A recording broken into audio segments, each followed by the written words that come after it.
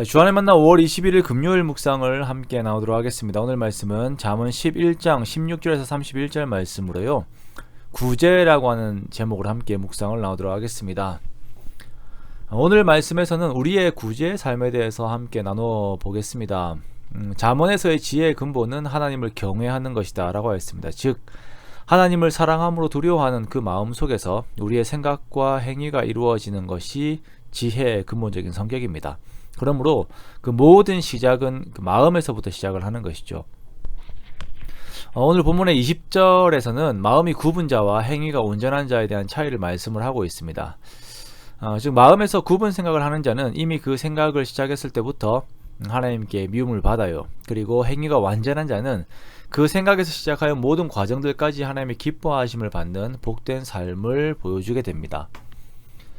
하나님께서 그리스도인들에게 바라시는 마음은 옛 사람보다 점점 더 나은 사람을 원하시는 것이 아닙니다. 완전 다른 사람을 원하십니다. 즉 마음속의 지배자가 달라지게 되는 것이에요. 우리를 향하신 하나님의 그 바람, 그 욕심은 우리의 삶이 70% 선을 향하고 있고 나머지 한 30%는 악을 향하는 그 마음을 가지고 있다. 그 정도 된다면 이 정도로 만족을 하시는 것이 아니라 우리가 완전하게 100% 선한 자가 되기를 원하세요. 하나님처럼 온전해지기를 원하시는 것, 그것이 바로 우리를 향하신 하나님의 마음이죠. 그래서 우리가 무언가를 시작할 때에 그 생각의 중심부터 100% 선의 방향으로 가기 원하시는데요. 그 이유는 우리 속에 내주어 계신 성령님께서 우리를 온전히 지배하시기 원하시기 때문입니다. 자, 이 성령님의 마음이 우리가 100% 가기 원하는 그 마음의 방향이 어제도 말씀을 드린 것처럼 공동체 모두가 함께 유익을 얻는 그 마음을 가지기를 원하시는 것이에요. 신앙은 절대 혼자의 경건을 말하지 않습니다. 항상 이웃에 대한 사랑을 말씀을 하고 있어요. 그러므로 모든 지혜의 말씀 속에는 이웃과의 관계, 이웃 사랑에 대한 말씀들이 포함이 되어 있습니다. 자, 오늘 말씀은 이와 동일한 성격 안에서 이제 구제에 대한 말씀을 하고 있어요. 이웃이 곤란에 처하지 않게 내가 가지고 있는 것을 함께 나누는 것을 의미를 하는 것입니다.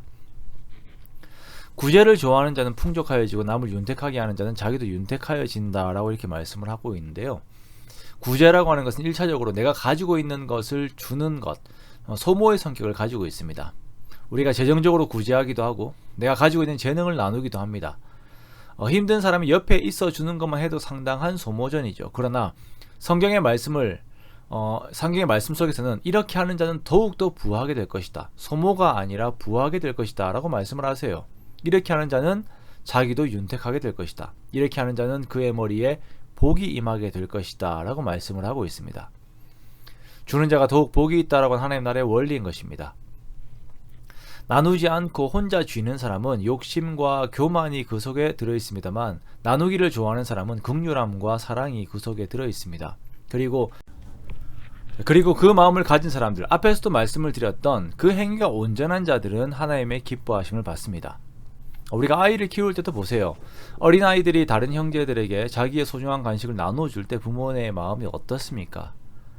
그 이쁜 마음을 가진 아이들에게 더 좋은 것을 사주고 싶어 하죠. 왜요? 간식을 얻어먹는 그 아이도 부모가 사랑하는 아이거든요. 그 아이에게 또 주어야 하는 부모의 사랑을 그 조그만 다른 아이가 전달해 주었을 때에 자기 자신과 똑같은 마음을 가진 그 아이에게 더 잘해주고 싶은 것이 당연한 마음입니다. 하나님의 마음도 이와 같습니다. 하나님께서 내 옆에 있는 사람을 사랑하시는데 그 사람이 공고함에 처해 있을 때에 그를 향한 하나님의 사랑을 대신 전하는 우리의 마음을 하나님께서 기뻐하지 않을 수 없는 것입니다. 자, 그러기에 하나님을 의식하지 않는 자들은 이웃의 불행을 보아도 그들의 굶주림을 보아도 자기 사랑 안에서 재물을 손에 쥐고 놓지 않습니다. 이런 자들은 더욱 가난하게 될 것이고 백성들에게 저주를 받을 것이다 라고 말씀을 하십니다. 그러나 하나님의 마음을 가지고 어려운 자들 찾아가 보십시오. 하나님께서도 항상 풍족하게 채워주십니다. 제가 집사람 자랑을 하나 하겠습니다. 저는 구제라든지 재물을 나누고 하는 부분에 별 생각이 없었습니다만 집사람은 이런 것들을 참 잘해요. 그래서 컴패션에서 어려운 아이들을 돕는 사역이 집사람을 통해 저희 집에 들어왔고, 저희 아이들이 돌이 되었을 때 3명 다 돌잔치 대신 그 금액을 어려운 나라의 그 영유아 살리기 캠페인에 다 기부를 했습니다. 또한 다른 사람들에게 필요한 것들을 빨리 캐치해서 저희 집에 있는 것들을 잘 나누어 줘요. 그래서 이제 저희 집에도 물품들이 엄청 많이 들어왔다가 나갔다가 그럽니다. 주변에 필요한 사람들을 먼저 생각하고 나누고 가난한 사람들에게 또 나누는 그 모습에서 제가 많이 배웁니다. 아내의 자랑이 팔불출이라고 하지만 이런 자랑은 좋은 것 같아서 함께 나눠봅니다. 우리가 구제라고 하면 경제적으로 어려운 사람들을 먼저 생각하기 마련입니다. 맞습니다. 항상 우리는 가난하고 어려운 자들을 도와야 합니다. 자, 그리고 이 개념이 더욱더 확대되어야 합니다. 부유해도 외로운 사람들이 있어요. 가정의 문제 때문에 대화가 필요한 사람들도 있습니다. 정서적인 지원이 필요한 사람들도 있습니다. 그들을 위해 여러분이 가지고 있는 재정과 시간과 감정과 영적인 에너지들을 쓰십시오. 그들을 위해서 기도하십시오. 하나님께서 그것을 기뻐하십니다.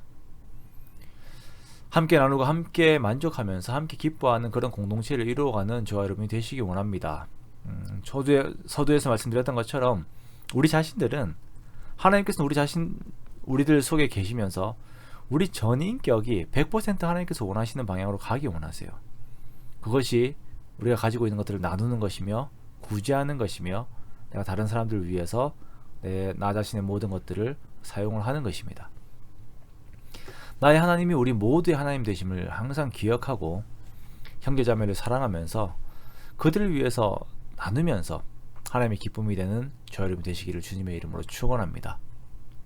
내가 무엇을 할 수 있을까 구체적으로 생각하시면서 그것을 실천하고 그것을 이루어내는 그러한 저 여러분 되시기를 주님의 이름으로 축원합니다.